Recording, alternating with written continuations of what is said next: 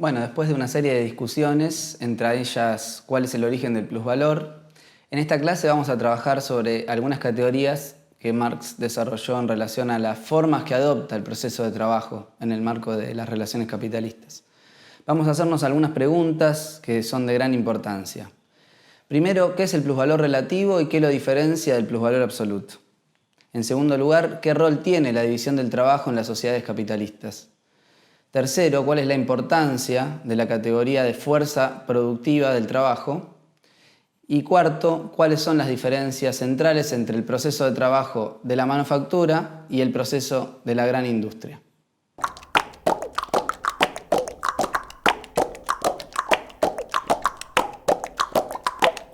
El Capital fue escrito en un momento muy particular de la historia del capitalismo. Luego de una etapa de crisis sistémicas del capitalismo desde la década de 1830 hasta la década de 1870, el capitalismo industrial logra niveles elevados de madurez. La lucha de clases, de la clase trabajadora, que buscaban quitarse de encima la imposición de jornadas laborales cada vez más extensas, condujeron al desarrollo de nuevas estrategias para la valorización del capital por parte de los capitalistas. Impulsados por la lógica de la generación constante de plusvalor, las clases capitalistas fueron desarrollando, en los tiempos en que Marx escribe El Capital, otro tipo de mecanismos de extracción de plusvalor, basado en el incremento de la fuerza productiva del trabajo, esto es, la productividad del trabajo. Después de la presentación de la clase anterior, tenemos claro que el capitalista pretende incrementar hasta el máximo físico la extensión de la jornada laboral. Esto sería parte de una estrategia de plusvalor absoluto.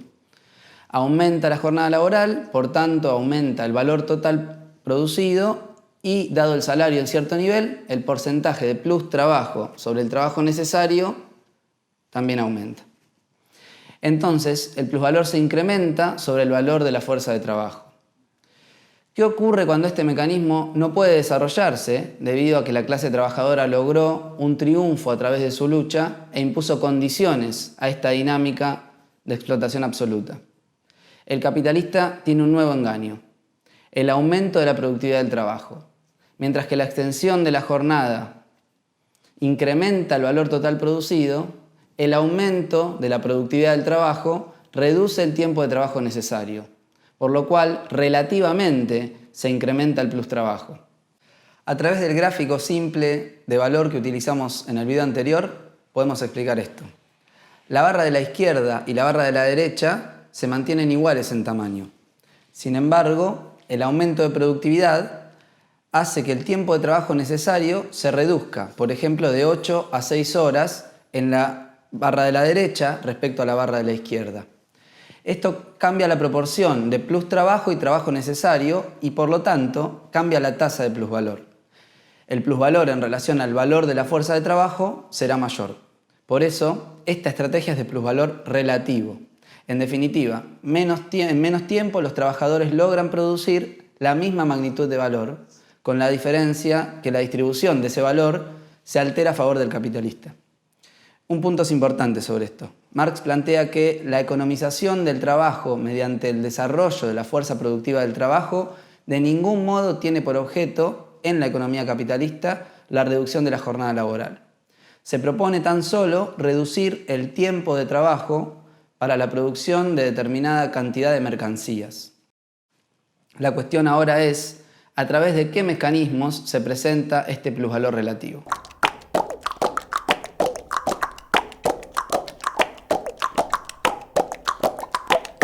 El proceso de producción capitalista comienza donde un cierto número de trabajadores actúan conjuntamente bajo la dirección de un capitalista para producir cierta clase de mercancías. Si pensamos en la manufactura inicial, es decir, en la producción industrial de los primeros años del capitalismo industrial, desde fines del siglo XVIII hasta la década de 1830 aproximadamente, la producción artesanal no difería mucho de la manufactura capitalista. La cooperación es, de acuerdo a Marx, el proceso de trabajo que reúne a diferentes colectivos de trabajadores y trabajadoras que realizan trabajos idénticos o conexos para producir determinados bienes. El punto central es que esa reunión de diferentes colectivos de trabajadores produce un incremento significativo de la fuerza productiva del trabajo. Esto se debe a que hay, por un lado, una serie de trabajos que no pueden hacerse de manera individual por más extensión de la jornada que exista.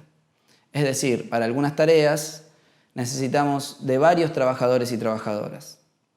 El ejemplo que pone Marx es el de mover un gran tronco o un árbol. Una persona sola no puede hacerlo por más que trabaje muchas horas.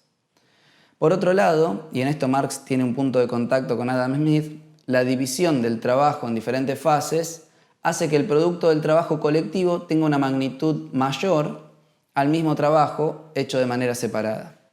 La división del trabajo en un mismo espacio, esto es el trabajo cooperativo, permite en una jornada laboral igual para cada individuo aumentar la productividad. Marx plantea sobre esto que en comparación con una suma igual de jornadas individuales y aisladas de trabajo, la jornada laboral combinada produce una masa mayor de valor de uso y reduce por ende el tiempo de trabajo necesario. Esto puede deberse al aumento de la fuerza física al contar con más trabajadores haciendo la misma tarea, o porque amplía el campo espacial de acción del proceso de trabajo, o porque ejecuta simultáneamente diferentes operaciones, o porque muchos trabajadores ejecutan la misma tarea al mismo tiempo, entre otras formas. En todas ellas se ve mejorada la productividad, es decir, aumenta el valor de uso total producido. Esto significa que los precios de los productos del trabajo se reducen, más precisamente los costos unitarios. La cooperación, ya sea de trabajos simples, iguales, trabajos físicos sencillos o no calificados, o trabajos complejos, oficios, diferenciados entre sí, es un mecanismo de reducción del tiempo de trabajo necesario. En la sociedad capitalista, la cooperación tiene tres aspectos importantes. El primero de ellos es que las condiciones de trabajo son condiciones sociales. La lógica capitalista de la valorización requiere que el tiempo de trabajo de un colectivo de trabajadores logre como mínimo estar alrededor del promedio, es decir, del tiempo de trabajo socialmente necesario.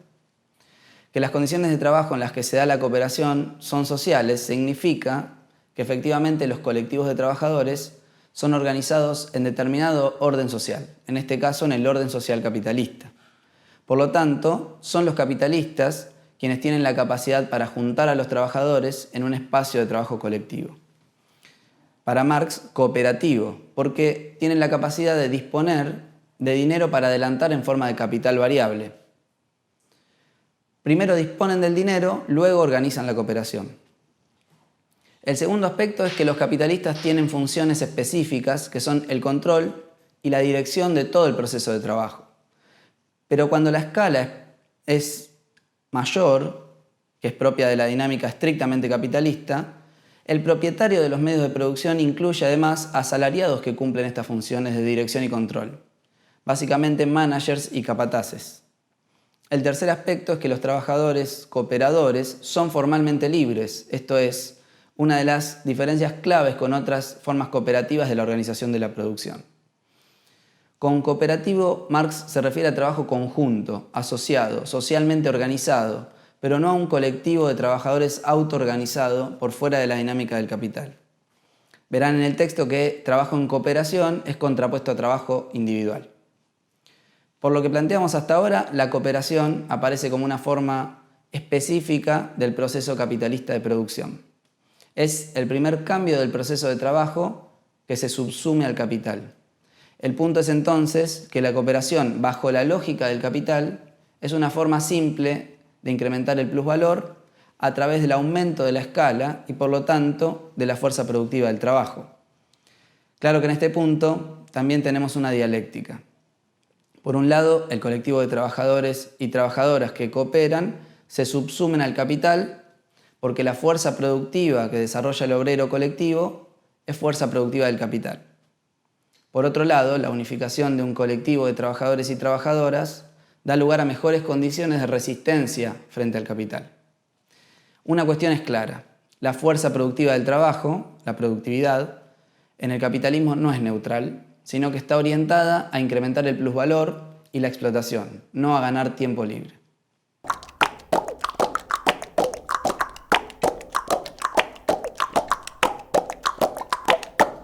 La división del trabajo, que permite incrementar la fuerza productiva del trabajo, tiene su versión clásica en la manufactura.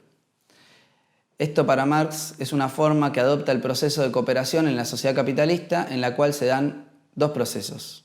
La reunión en un taller bajo mando capitalista de trabajadores artesanales con oficios diferentes y la reunión en el mismo taller de trabajadores que poseen oficios similares.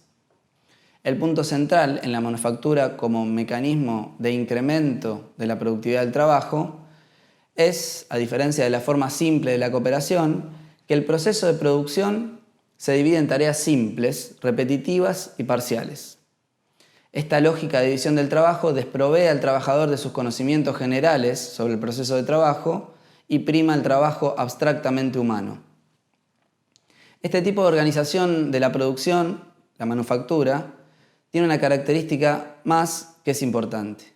No utiliza maquinaria de manera generalizada. En la manufactura el capital sigue dependiendo, para poder incrementar la tasa de plusvalor, de la habilidad manual del trabajador, aunque sea una habilidad como obrero detallista. Por esto que dijimos, el salto trascendental en la fuerza productiva del trabajo está en el pasaje de la manufactura a la gran industria. La introducción de la maquinaria es la introducción de un mecanismo de control del proceso productivo externo al trabajador. El principio subjetivo queda suprimido en un proceso objetivo, que está determinado por la maquinaria. Un ejemplo claro de esto lo muestra la genial película de Charles Chaplin, Tiempos modernos. Chaplin trabaja en una cadena de montaje donde la máquina marca el tiempo de trabajo, el tiempo de descanso, el volumen de producción, entre otras cuestiones, dejando al trabajador como completo autómata, un apéndice de la máquina. Cuando Chaplin decide hacer otra cosa que la que debe hacer por la imposición misma de la máquina, destruye toda la cadena productiva y el funcionamiento de toda la fábrica. El punto es que en la gran industria el incremento del plusvalor depende crucialmente de que el ahorro de costos laborales que la maquinaria permite sea mayor al incremento de costos por la compra de la maquinaria en sí. Mientras dividir el trabajo no tiene costo para el capitalista, la incorporación de maquinaria sí la tiene. El proceso conocido como subsunción real del trabajo al capital se da precisamente a través del pasaje de la manufactura a la gran industria.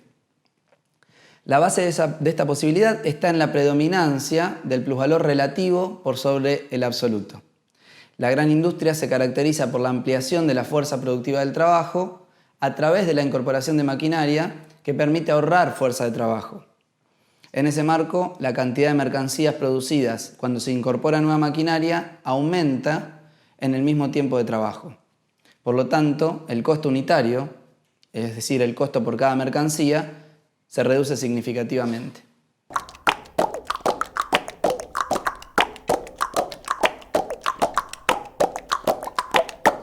Una última cuestión que es importante desarrollar es que para Marx, en la dinámica de la gran industria, prevalece la extracción de plusvalor relativo por sobre el absoluto como resultado de la lucha competitiva entre capitales.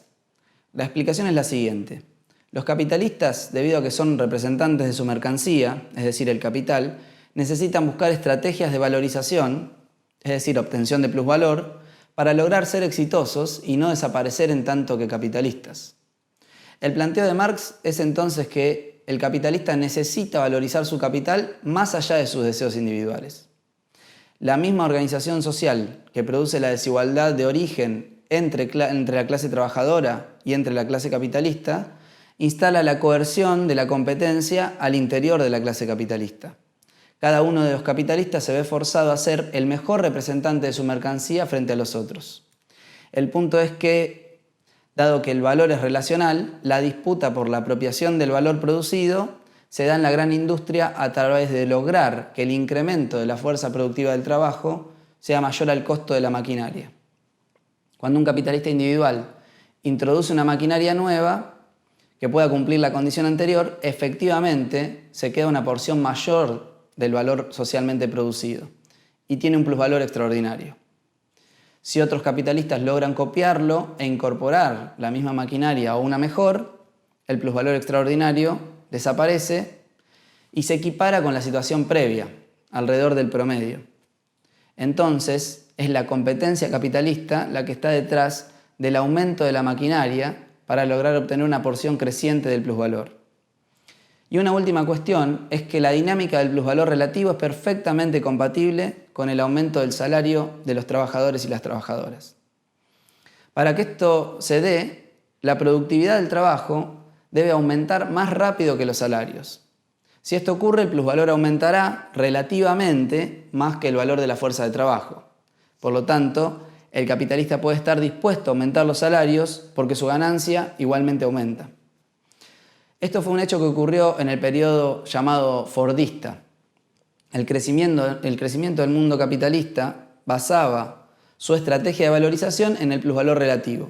Por tanto, dependía crucialmente de la relación entre aumentos de productividad y aumentos de salarios. En el gráfico que vemos aquí, el estancamiento de la productividad fue el que produjo la crisis de rentabilidad en la década de 1970, que hizo colapsar esta estrategia de valorización. Allí radica entonces uno de los aspectos claves por el cual se da la subsunción real del trabajo al capital. Etapas históricas con altas tasas de explotación mediante estrategias de plusvalor relativo dan lugar a incrementos de salarios sostenidos. Por esto, como veremos en las próximas clases, aunque es positiva la mejora de los salarios para la clase trabajadora, la distribución de ingresos medida por la tasa de plusvalor no necesariamente mejora y, sobre todo, el proceso de trabajo sigue bajo el mando de quienes no trabajan.